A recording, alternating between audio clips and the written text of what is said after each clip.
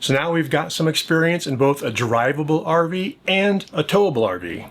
Which do you think we prefer? As you probably saw, we spent all summer last year traveling in the Lineage Super C. Yeah, and that was our very first time in a drivable. And, you know, having spent a lot of time in a towable, we noted a lot of differences, a lot of pros and cons to both sides. So we wanted to share those with you guys. This is by no means a comprehensive list. This is all just based on our experiences. Right, and obviously our experience is limited. You guys, I have a plethora of experience. Let us know what we missed in the comments down below. So we've broken this down into a couple of different segments where we feel the differences are most notable. Number one is travel prep.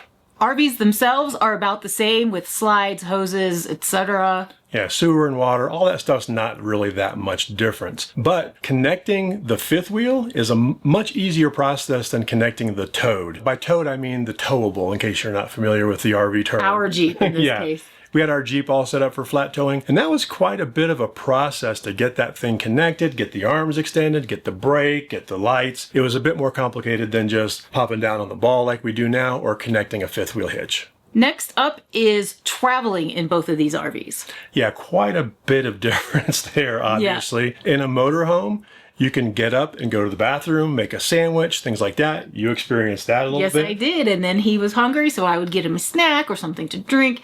You couldn't just get up while rolling down the road. No, we weren't gonna swap drivers in the Class C especially. But also you can maybe get up and just sit in the recliner. You did that, but it was a little bouncy. It was a little bouncy and a little vertigo-y for me because I was sitting sideways and stuff was going sideways. Perhaps if the seats were front facing, it might have been a little bit easier for me. Yeah, I just don't know any RVs that do that. Maybe a recliner or something. Yeah. We should also note that we had a Super C, so the cab is kind of sunk down. So this process is even easier in a Class A. And I think we can distinguish here between Super Cs and Class As, or at least most Class A's. The reason I say that is because in a Super C, your engine is right up front, just like in the truck. So that noise isn't that much different. When we tested our friend Phil and Stacy's RV, when we did the little swap there, they're in a diesel pusher, so the engine's way in the back. So that's a big difference there as far as engine noise. Now, cabin noise. Cabin noise. Of course, in the truck, difference. we don't hear the cabin noise inside the RV. Right. It's loud back here, but we don't hear it. Oh, chatter. Yeah. Yeah, the truck does have its own level of noise, but you don't hear any of what's going on inside the fifth wheel.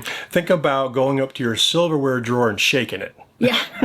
Yeah. It's that kind of noise you're going to hear when you hit big bumps in a Class A or Class C. For the stability part, as far as driving and traveling, really got to notch a point up here for the fifth wheel towable aspect, because you're in a truck and you're not really swaying that much as trucks pass or the wind blows.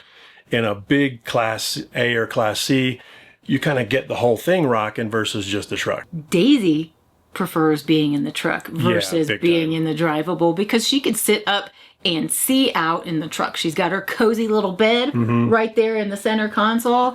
And although she doesn't love travel days, she much prefers it in the truck. Yeah, and that might change if we could lift her up or whatever. But again, our experience. Since I didn't drive either one of these, why don't you share about the maneuverability? Yeah, obviously it's going to depend on the size of the RV, but if you compare comparable RVs, I mean, the Super C was only 35 feet, something like that. But even when we were driving Phil and Stacy's 36-footer, the maneuverability is much better in a fifth wheel. You can cut it, you can back up for one. When you're in a when you're in a towable, you can back up. If you've got a Class A or Class C attached to a towed, like our Jeep, you cannot back up. Bad things can happen. And maneuverability with our 450 is even better than it was with 350. Yes. The wheel cut, the turning radius on the F450 is hands down the best truck we've ever tried, because you can really cut that thing sharp. You know what doesn't change between drivables and towables? Your personal information that's being harvested and sold by online data brokers. You know those random texts and emails you might get saying, hey, your UPS package is on hold, please click this link, or perhaps you owe a toll on a road maybe you've never been on? Well, those aren't accidents. They're scam attempts, and those things happen because your personal data, your email address, your phone number, your address, relatives, all of that stuff is online being sold by data brokers legally. And that's where the bad stuff starts. Scams, phishing attempts, identity theft, even stalking and harassment. And honestly, the best way to shut those things down is to not be on those data broker websites to begin with, because they can't scam you if they can't find you. And that's why we've been using Incogni for over a year now and really like it. Incogni goes after those data brokers and gets them to remove your personal information automatically. And this isn't just a one and done thing either. They keep at it. They constantly monitor all of those sites and get your personal information removed. It just runs in the background and keeps going after them while you're just out living your best life. So take your personal data back with Incogni. Use the link that's on the screen or the QR code and changing lanes at checkout, and you can get 60% off of an annual plan. That is really cool. Thank you to Incogni for such a cool discount code, for getting my information off of all these websites, and for sponsoring today's video. So what about lunch stops? Our favorite part of travel day. Yeah, it was a little easier in the Class C because we could just pull over, get up, get in the back. We didn't have to put any slides out in the one we were in. Yeah. And I could actually start working on lunch maybe a little bit ahead of time even, you know. Make me a sandwich. Make me a sandwich. He was excited to say that. I was. I like that. Now let's talk about when we finally get to our destination and we're setting up camp. Yeah, and again, the unhitching from the fifth wheel, whether it be ball or regular fifth wheel, much simpler. Disconnecting the Jeep is easier than connecting it, I'll give you that.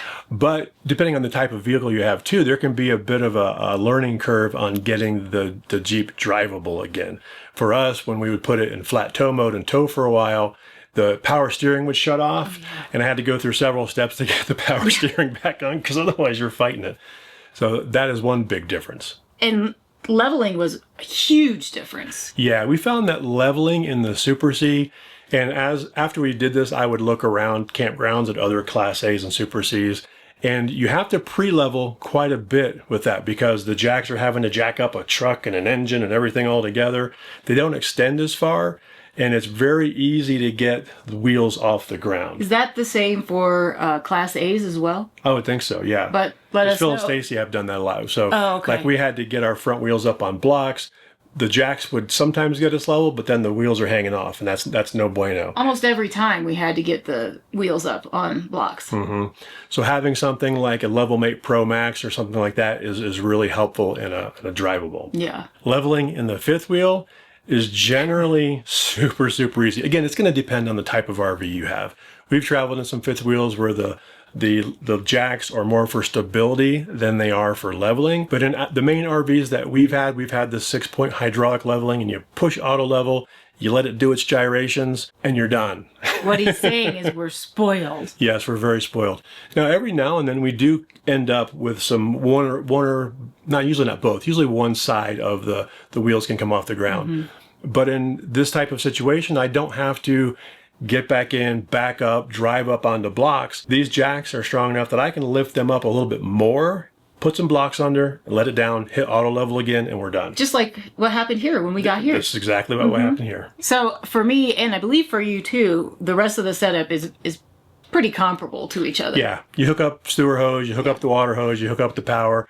That stuff's really not that much different. I set up the interior, so... Putting out the slides. Lineage was easier in that respect for me just because it wasn't nearly as big. Next up, we're going to talk about actually living in each of these. But before we do that, I just want to remind you, if you want to watch us live in this new RV and see how we live in this giant fifth wheel and watch us travel to all these epic locations all over the country, because we got some good ones lined up. You got to make sure that you are subscribed and make sure you click the bell so you get all the notifications. We've had a lot of you say, oh, we're so glad to see you back. We missed you. And we haven't stopped putting out content. So just make sure that you are subscribed so you don't miss all these epic locations coming up, because we are excited. So hopefully you are too. And if you're already subscribed, give us a thumbs up. Click that thumbs up. All these little things help the algorithm share our content more and help us out. And we really appreciate it. Doesn't cost you a thing, but it helps us. So living in these, the day-to-day, what you need, stuff like that. Number one is storage. Generally speaking, your fivers, your fifth wheels are going to have a pretty good basement storage.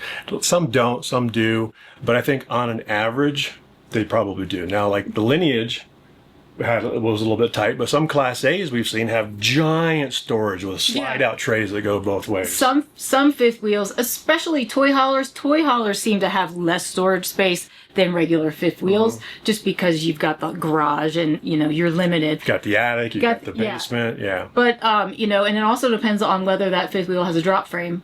This is very true. We're currently in a straight frame RV. We've never had one of these before, but they've managed to work out the basement storage pretty well. But our 410, you could fit a small family of 4 down there. Yeah. If you want to see how he transitioned from a super large basement to this smaller one, go back and check the video that we just put out last week. Okay, interior kitchen stuff, that's my domain usually. Most fifth wheels tend to have some kind of island in there. So more prep space, more space to prepare your meals, cook your meals, all of that. The Lineage was very limited on countertop space and cooking space. You just have more. Granted, this is a smaller Super C, so we're a little bit limited on floor space. But I don't know that I've ever been into a Class A that has an island. I'm sure they're out there. Yeah. And again, when you get up into like the Prevos or something, well, but I have seen Class A's that have peninsulas and stuff that pull out and extend the countertop space. So again, this is just our experience in the Class C that we were in. But usually the fifth wheels and the toy haulers in what we've lived in has a lot more space. And also one thing that is pretty universal across fifth wheels versus drivables is you're going to have just a lot more open feeling. You see how big the ceilings are in here? That's because we're not sitting on top of a drivetrain and chassis and all of that stuff. So that can really affect your floor space. Also, obviously, the driving space. In the Super C that we were in, the driving space was just curtained off and completely unusable while we were camping. However, some Class A's, I think most of them, that drive space, those chairs turn around and becomes seating for the living area. So that's a big difference between a Class C and a Class A. Definitely. A difference in most fifth wheels versus, let's say, the Class C or especially the Class A's. It's split level living here in the fifth wheels. Like you got to go up some steps to get to usually the bedroom bathroom area. Sometimes it's flipped and sometimes there's front kitchen up there. Sometimes there's living area up there. Sometimes there's living area, but you usually have to go up a few steps. So I haven't seen a fifth wheel without steps. Water and waste tanks as far as living and filling up your tanks. That's really just going to depend, I think, the size of your RV. Now our 410 had like two 52-gallon gray tanks, two 52-gallon blacks. This one has 2 blacks and 1 gray. The Lineage had, I forget how many gallons it was, maybe like 80. But again, generally speaking, because underneath you've got the drivetrain and frame and all that stuff, you're going to generally have bigger tanks in you're going to have bigger tanks in a towable. As far as your daily driver, the drivable RVs, hands down, won that. Yeah, because obviously we've got the big 450. It's a big dually. Taking that down into like downtown whereversville, it's going to be a little more difficult to park, and we have to sometimes plan ahead and look at satellite maps and find those surface area parkings that are not garages. With the Jeep, we just hop in and go. It's just a Jeep. It's a normal car. So drivability, out exploring, the drivables win on that one. However, serviceability is flipped the other direction, right? Yeah. Because your engine and your drivetrain and all that is built into your RV in a Class A or Class C, if it needs service, your entire house has to go into service. So again, our friends Phil and Stacy can attest to this. They've been to Red Bay many times. Whereas if I need to get work done on the truck, no big deal. I just drive it down and get the work done. And if for some reason we have an extended outage on the truck, our house stays put. And even if we needed to the truck got totaled and we need a brand new truck, hook it up and we're back to square one. So can't really do that with a Class A or Class C. So last up is camp breakdown. And again, the hoses and stuff like that, that's really not any different. The inside is basically the same. I just have to find spots for everything to be secure, put everything away. It was easier for me in the Lineage because it was just smaller and had less stuff. Yeah, we had 2 slides in the Lineage, right? Yeah. So again, we didn't have the opposing slides. There was just a little bit less to do. But again, this could come down to the size of the RV also. Yeah. I think overall, the departure process was a little bit faster in the drivable until you get to hooking up the Jeep. Yeah. Yeah, and then that actually added more time to it. So again, these were all based on our experience. Based on what we said, we'd like to know what you think. Let us know your experience, especially if you've done both. Yeah. Let us know in the comments down below. We'd love to read those. Obviously, our preference is the big fifth wheels because we just got a new one, right? Yeah. This one, we can't wait to show it to you guys. You've only seen a little bit here and there, like in the last video and what you're seeing here now. And we absolutely love it. It is our favorite floor plan that we've ever been in. So make sure, again, that you are subscribed so you don't miss it when that full tour video comes out. And also, we'll be traveling in it next week, just like we were last week. So again, subscribe. Thank you. Thanks for watching. See you next week.